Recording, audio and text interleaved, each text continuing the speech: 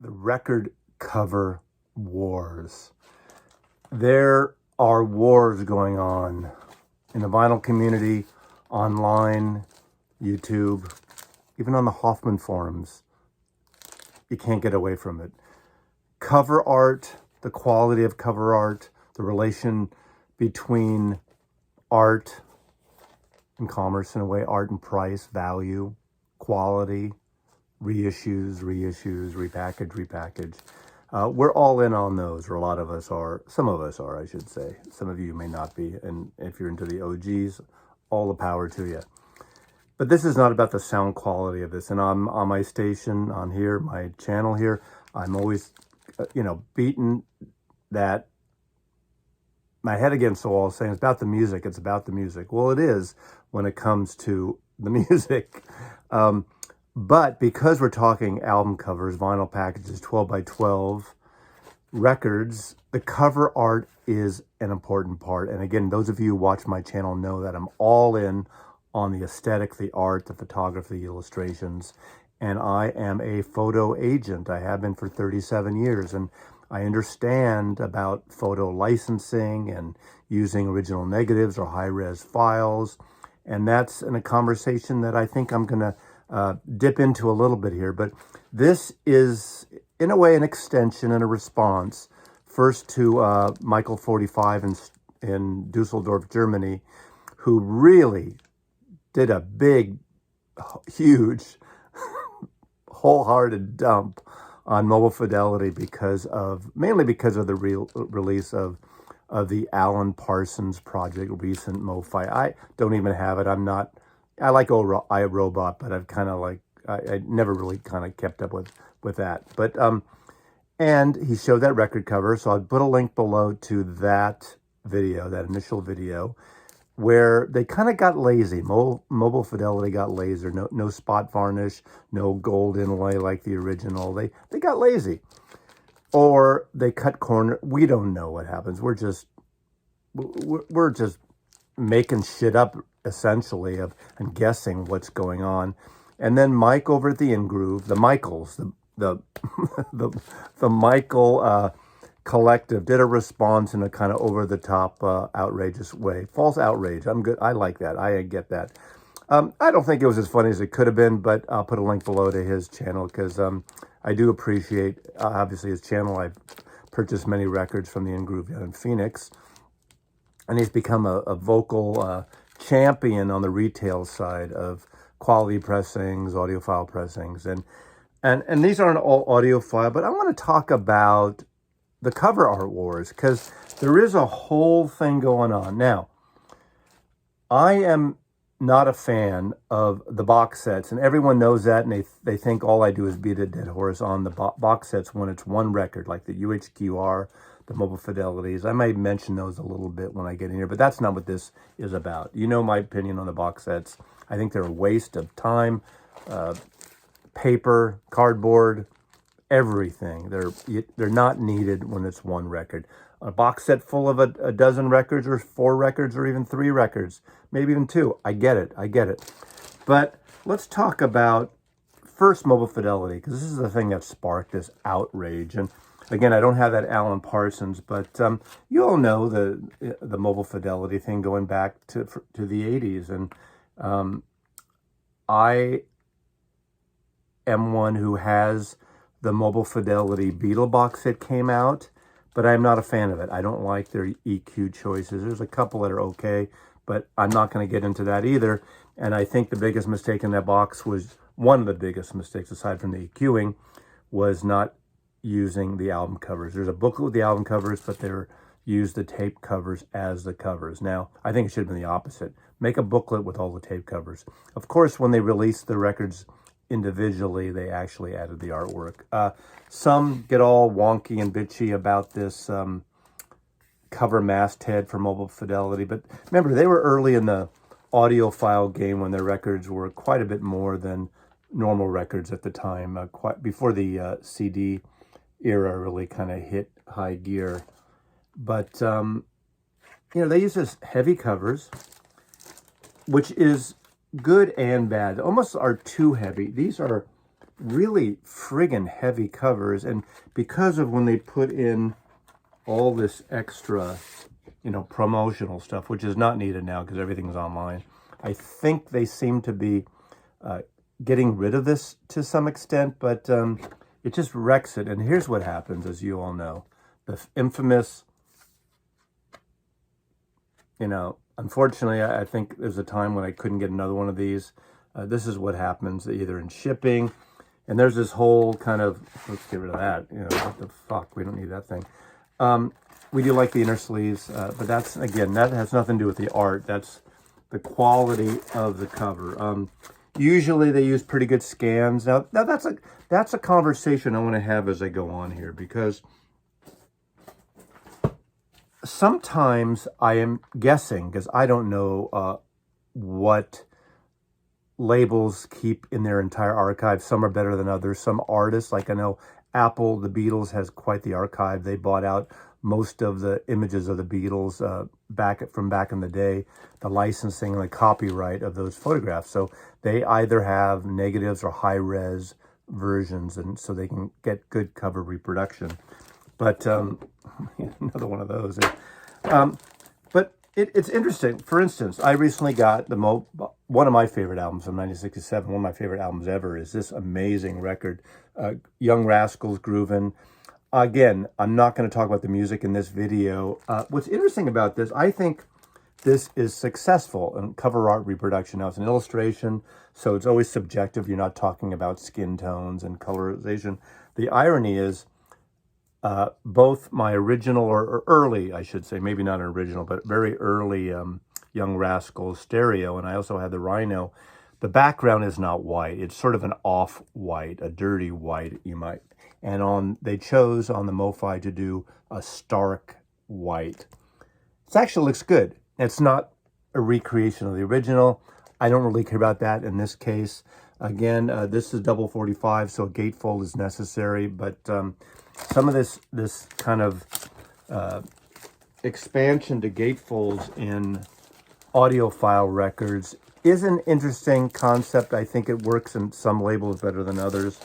Again, we go to love MoFi with a great 45 RPM, but the Rhino reissue is no slouch either. And again, look at the color difference. It seems like Mobile Fidelity likes to go all white and really stark whites in this. You know, sometimes do they have access to the original? This is a successful version as well.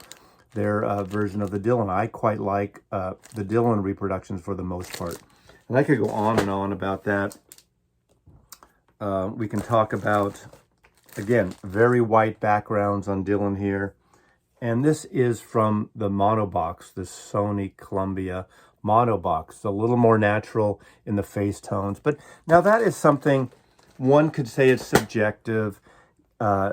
Differences on printing. This is where, does the label representative have someone at a press check? I've dealt with a lot of printers over the years, with my photographers, with promotional material, with album covers somewhat. Again, I'm not with the label, but sometimes as an agent photographer, we've seen proofs on things. Not always. We don't always get access to that. Once you license an image or to someone, sometimes you lose, you pretty much lose control unless you have approval of cropping and things like that. And that's an interesting conversation.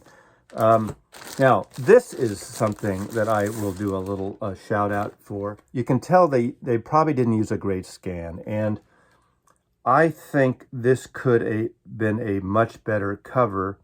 This is a photograph by Herb Green, and I've met Herb Green over the years. And I actually have a picture, is a famous picture of Grace Slick flipping him off.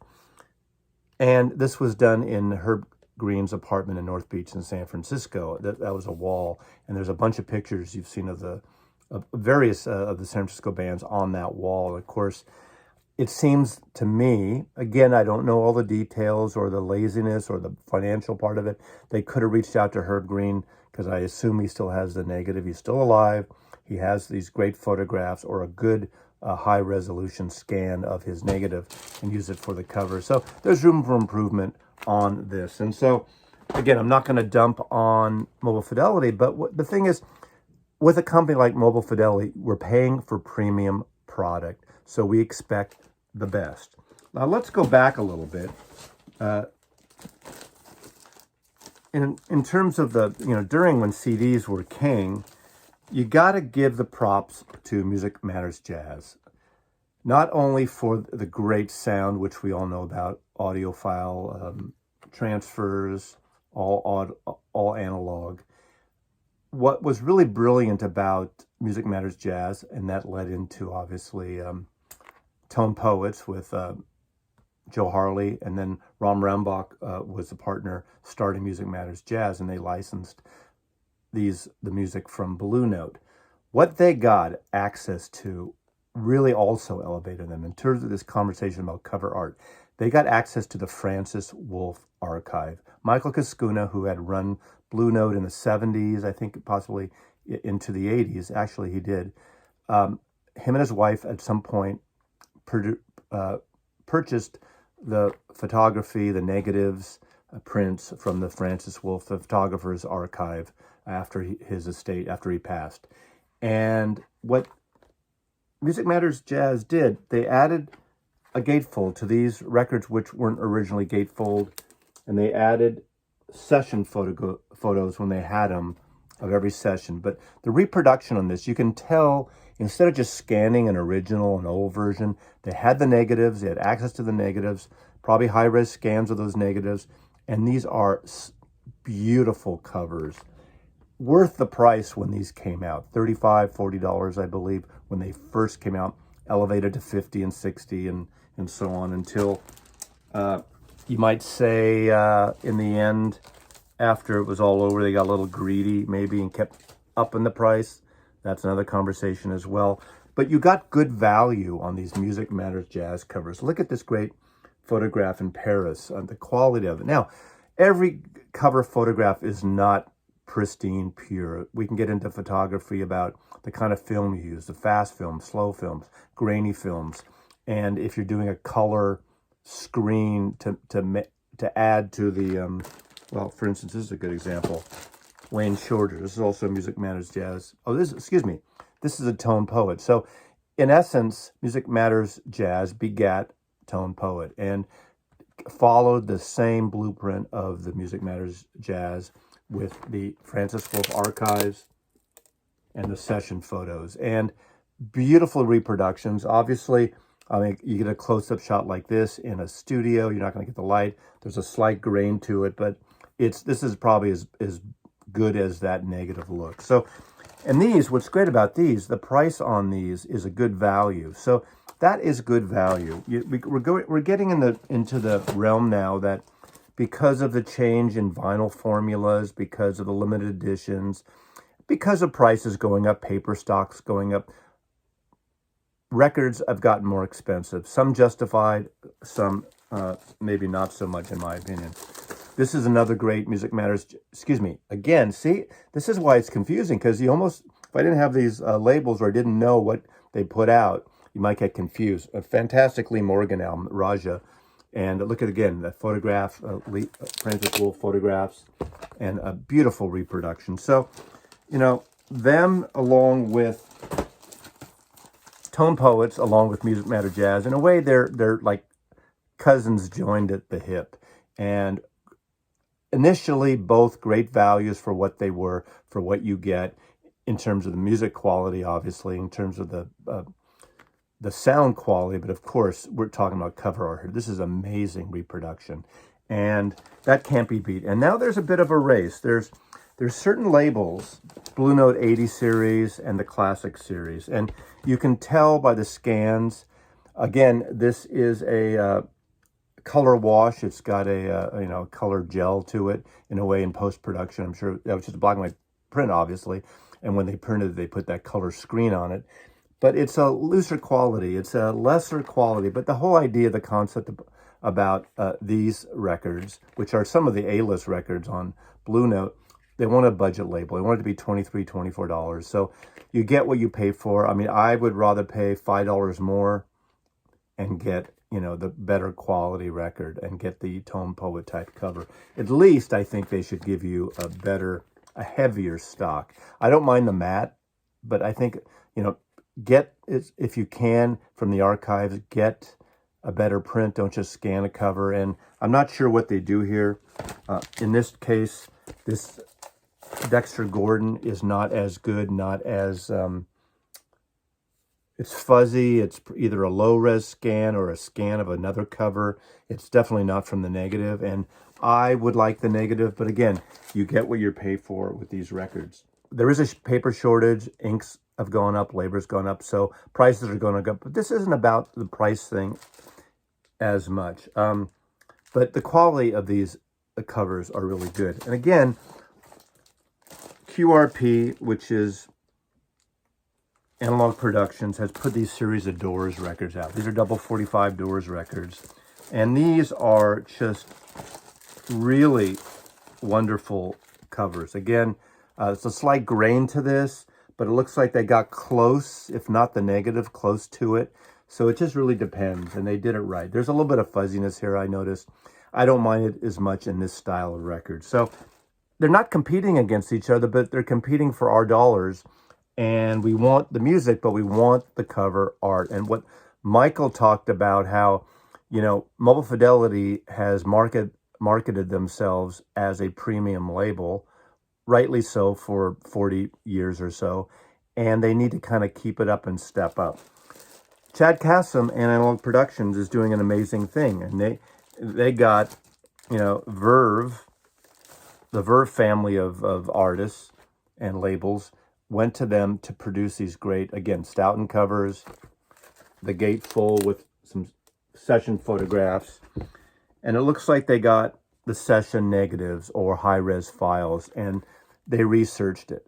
Now, I could go on and on about Chad Kassem, Analog Productions, and they do it right. But there are other labels. And again, their parent companies, whether it's Kraft and whether it's Universal and whether it's Sony, are the parent companies, and music's licensed out sometimes to a third party. Sometimes they're using some of these third parties to create things for themselves. But a good example of a good deal, and again, something of high quality, is Kraft. And I applaud Kraft most of the time. Again, I'm not a huge fan of their small batch, $120, $130, whatever it is, single records. And I don't think they need those slip cases. There's a Mazzy again talking about those boxes. But these went for about $25 to $28. These beautiful tipped-on covers of Chet Baker records. They came in a box set at one point, but then individually. And this is a sweet price point. So if someone could do something like this for $30, $35, we know that the Tone Poets are going up maybe to $37, $38 now or so, but you can probably get them $5 less, or sales all the time at Blue Note or Universal or some of your locals. But it's just finding them available because of the backlog and pressings. But this is a good example how cover art can be done at a very reasonable price.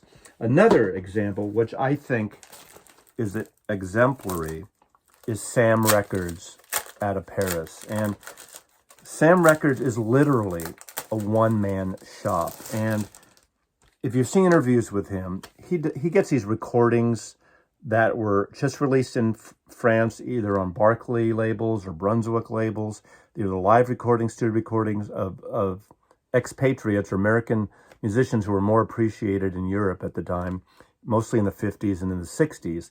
And he knows photography. He researches and hunts down either the photographers' negatives, the estate, high-res files. And look at this Donald Byrd in Paris, and look at the quality of that. The tipped-on jacket. And these sell for about $40-ish, 35 to 40 depending. Unlimited, but they're limited only insofar as keeping up with the press time. But you see the quality of this. And another thing what happens is, what's great about some of these labels, the ones that do it right, not only do they reset the typeface, they take the time they invest in it. And you got to applaud Sam Records in his one-man shop. Look at these Chet Baker live records, the quartet. The quality is just stunning. So, in a way, these kind of things put the MoFis to shame, put MoFi to shame. Again, MoFi is, I guess, the target that Michael started, and Michael followed up, and it's a shame, you know, and you don't need that heavy stock. You don't need that insert. You don't get the split seams on this. And if you do get something, Sam Records will make it right, and he literally will send something back to you and update you and make it right, make the record you bought fully. A couple of artists and labels which did it right for a while was obviously Neil Young. Neil Young takes great care, obviously, on the audio side and analog cuts when it's an analog recording, and the fine art of printing his records. And I don't know how much he oversees it, but, you know, he basically makes sure his records in some cases look better than the originals. This is an original copy of his debut album. This is the original that didn't have his name on it, Neil Young. The next printing had the Neil Young masthead over this original. This is from the Neil Young archive. Now, in essence, this is better. It's more saturated. Was the original illustration saturated? I don't know. In this case, I don't mind the non-matching cover. This is a deeper thing. If you look in person, it's a richer illustration, a richer reproduction, and everything looks really amazing on this. So Neil Young is a good example how he ups the ante, and the prices are in line with what we want to pay for these, not only audiophile, but wonderfully reproduced cover art. Up until recently, I found Rhino Records was really good at this. When they were doing their Summer of Love series, the 50th anniversary of the Summer of Love in 2017, the Rocktober series, they put out these beautiful, again, tipped-on covers. This is Beau Brummell's psychedelic Baroque masterpiece, Triangle. And the saturation is really beautiful, more saturated. This is an original. This is an original mono. But this, in person, almost looks better. I mean, they're slightly different, but that's the nature of 50-year-old, pressing versus inks today, papers today. And the excellent quality of this cover. This is the heavy stock that I think is the sweet spot that would be great for reissues. And these were like $24. Maybe they'd be a couple dollars more now, but they're really well done. Another one of that in the Rhino family. And these were glossy, but this is a box set of Ray Charles. Somewhat grainy based on the photographs, but beautiful heavy jackets. Beautiful. The artwork really stands out on these. Now there's a label that I think has done it beautifully, and their prices aren't super cheap, but they're not excessive at all. And they go through every step to make these records beautiful. And that is Run Out Groove. Now Run Out Groove, what they do is they put out a list, almost like a voting list, or you can sign up for records, and they literally press, for the most part, exactly how many are ordered. Now, I'm sure they do an overrun. There are some available. I've seen occasionally some in stores. And this is a good example. I want to show this. This is Secret Machines. And I got into this band when they were on CD, and they did 2 amazing records initially. And this is their second record called 10 Silver Drops. This is a good example of this foil stamp that Michael was talking about that should have been on that Mobile Fidelity record. This is a double record set. This is a heavy cover, but it's not excessive like the MoFi. It doesn't have a banner. They recreate the cover better than the originals were. I don't know, if this originally came out on vinyl. I assume there may been a limited edition. But this is one of the most beautifully packaged records in my collection. The price is right. The foil stamp. Their debut album also is just really beautiful. It's a semi-matte, light gloss finish. It doesn't get the fingerprints like some of those glossy papers. You don't get the snap.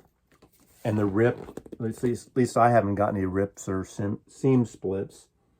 And it's done really well. And these are numbered, these are limited as well, but they're done really well. Recently, they've been doing a series of the Monkey records, and they've done 2 so far. And these are based on the expanded CDs that came out some years ago. And again, these are Run Out Groove, limited, numbered. These have a slight gloss to it, a slight sheen, but not like the Tone Poets or Music Matters Jazz or those Stoughton type covers. I don't know who presses these. I don't know who prints these, but they're really well done. And they sound good, but aside from that, now, this cover always had a little grain to it, the way that the photograph was shot. This is the best Monkeys I've ever heard. And I've heard the originals. Of course, all the originals are all chewed up now for the most part for a lot of people. This is the second one. And they have a second disc of outtakes and alternates, different versions. But the main record and the reproduction on these is beautiful. And I assume they're going to continue this series until they do all the Monkey records. These are the best ones by far. And this is Run Out Groove. Lastly, with the Run Out Groove, I'll just show this.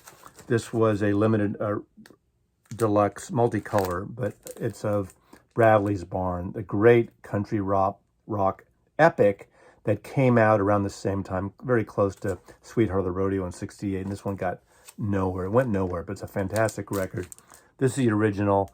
Again, it's an illustration, it's a painting, so you're not dealing with skin tones, but it just pops. And the covers on these are just amazing. So when I see the Mobile Fidelity covers and I see all these other covers, now this one could be a Stoughton. It's got that gloss look. Not quite the crackle you get, we know of Stoughtons, but what a great, beautiful reissue. This is from 218. I think this is the sweet spot in these reissues on that. And lastly, I want to go with a little bit of a cover competition, the Beatles versus the Rolling Stones. If you watch my channel, you know where I'm coming from. Love the Stones, love the Beatles. Music shouldn't be a competition. But let's just talk about this, because the Rolling Stones, it looks like, are going to be reissuing the mono box in the fall. And the mono box are from digital files. Again, some people, I think most people know that. If not, but they sound really good. It's well done, Robert Ludwig cut digital files. But the cover art has a lot to be desired. Let me just give you an example. Now, this is from the mono box. Now, it's hard to compare on a shot like this because it's meant to have a screen. It's meant to look a little artsy, black and white with a color screen over it.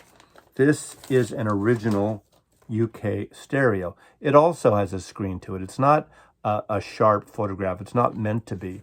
But there is more definition in this than this. This is just too dark.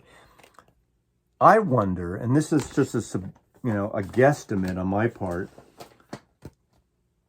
the first Stones albums up until Let It Bleed were on Atco, owned by Atco, and they're reissued by Atco.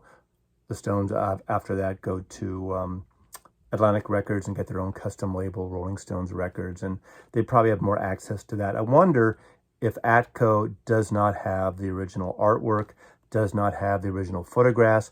It seems like they might be lazy in not wanting to spend the time and money going to the photographers, going to the States, going to the licensing photo agencies and researching and looking for original photographs. Maybe this isn't as bad as some, but it's not the same. It doesn't, obviously, they removed the Decca logo, so be it, but it's not the same. Doesn't have tip-on jackets. They did the easy way out in their reproduction. Switch to the other band, the Beatles, and let's talk about this. This is an early stereo pressing with the Beatles. Great Bob Freeman cover. Now, this photograph is grainy because it was photographed literally in a hallway in England when the Beatles were on tour, using window light coming in, pulled a curtain back, and on a black curtain background. and one photograph, not composited. This is the mono box reissue. Both have these wonderful tipped on sleeves like the originals. They took the time. Looks like the typeface has probably been reset. Apple owns his catalog, Bob Freeman's catalog, and probably has everything in high-res scans now. So went and relaid out the records and did a magnificent job, unlike the Stones that seemed to take the shortcuts on it. So there's a big difference on these albums with the Stones versus the Beatles. Again, with the Beatles, they upped their game for the reissues. The stereo even reproductions are really good. We're not talking about music again in terms of mastering. We're talking about the cover art. Sgt. Pepper. This is a stereo from the reissue from the stereo box, a stereo singles that came out as well. Of course, it's a superb reproduction that Michael Cooper shot, designed by Peter Blake.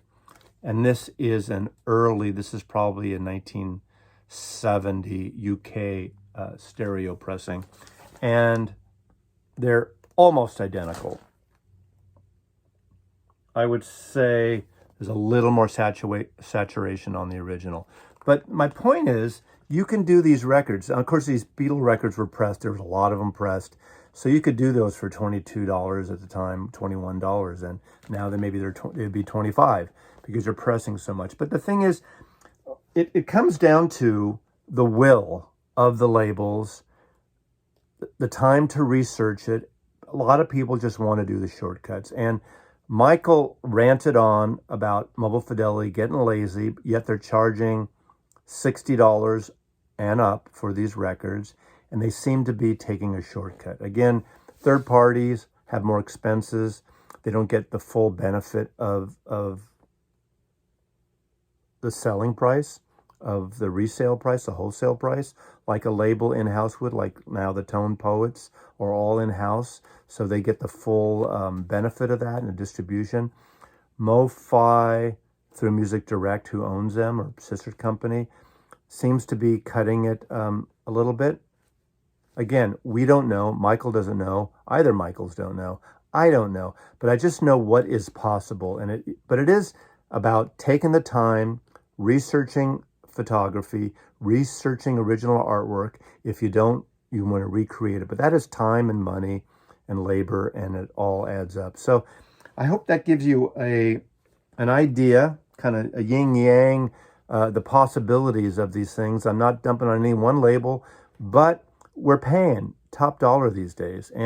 But I, again, see where the money goes. Think about it. Those of you who bitch about, they had these records, they've been selling them, to us 10 times already, 100 times, the same records over and over again. It should be a lot cheaper. They still have to pay the publishing, the licensing. There's art direction, there's design, there's marketing, there's photo research, there's retouching, there's copywriting. There's so many layers of things. If you add new liner notes, you got to add, copywriting there as well. There's so many components and costs for putting these records together that I think a lot of people just don't realize. So thanks for watching. I hope this gave you a different perspective on it. I wasn't as over the top or alarmist like those other two this time. I just wanted to do a thoughtful showcase about record covers and the record cover wars. Thanks for watching. Mazzy loves you.